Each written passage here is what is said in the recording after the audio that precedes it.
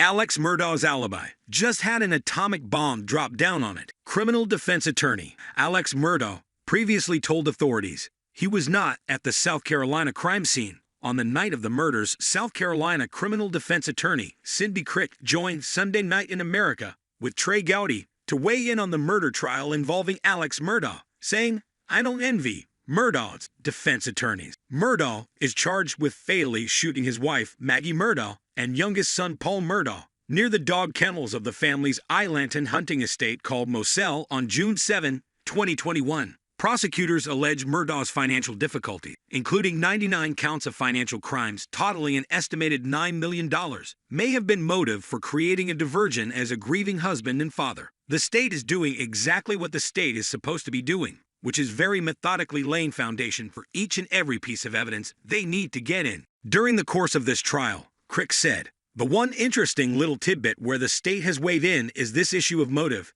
and I do think that could be one of the more pivotal issues in this case. You have to remember, although the state doesn't have to prove motive, it's not an element, but a jury of 12 normal people are going to have a hard time wrapping their minds around the idea that this local prominent attorney, who used to be a prosecutor, decided one day to get up off of this sofa and go down to the kennels and put a bullet through the heads of his wife and son." During the first week of trial, two witnesses placed Murdaugh at the crime scene shortly before 8:50 p.m., the time prosecutors believe the crimes took place. Rogan Gibson, a close friend and neighbor of Murdaugh's, took to the stand and was questioned on a 50-second unsent video from Paul's cell phone, which was recorded at 8:49 p.m. during cross-examination. Gibson was pressed on the voices in that video and claimed he recognized the voices of Maggie, Paul, and Alex Murdaugh. When asked if he was 100% certain, Gibson replied, "Yes, sir." Crick said Gibson's testimony is an atomic bomb dropping down on Murdaugh's alibi.